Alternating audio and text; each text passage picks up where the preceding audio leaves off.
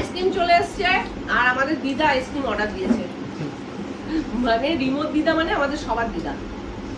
মজা করছি, মা অর্ডার দিয়েছে।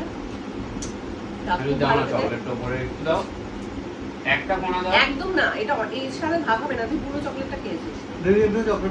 তুমি আইসক্রিম খাবে না করে পর 3 দিন কিন্তু আইসক্রিম খেয়ে নিবে। আর ও প্রত্যেকদিন আমার কাছে চকলেটটা খেয়ে নেয়। ঠিক আছে, আগের দিন আমি দিইনি। আমি কিন্তু আমার প্রতিজ্ঞায় অটুট আছি। এই দেখো বন্ধুরা, আমি কিন্তু আইসক্রিম খাচ্ছি না, আমি খাবো দই। আমরা ডায়েট করছি বলে রোজ একটা করে খাচ্ছি না, একদিনে 3টে খেতাম, তাই না? আমি নিচে চকলেটটা দিয়ে দেবো তোকে, শিওর।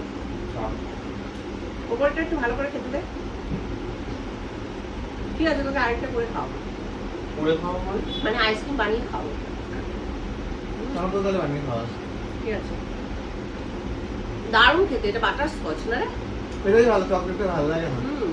আমরা ডায়েট করছি বলে রোজ একটা করে খাচ্ছি। আচ্ছা, আমাকে একটা চামচ এনে দে, আমি এটা খাবো কিন্তু। একটা চামচ এনে দে যা। দিদি আর রূপা কি আলাদা?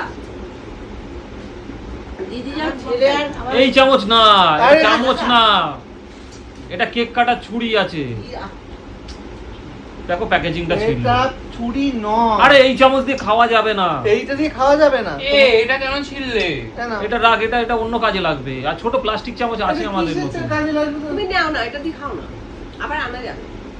আরে এটা কেকের সাথেই দেয়। হ্যাঁ বাবা, বাকিং চামচটা কত সুন্দর ছিল প্যাকেটে।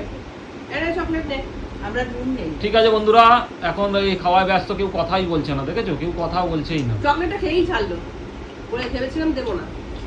কি বলবো, কথা বলে বলে যাচ্ছে আইসক্রিম। ঠিক আছে, তাহলে আইসক্রিম খেয়ে নে, তারপরে ভিডিও নিয়ে আবার আসছি। হ্যাঁ, টাটা।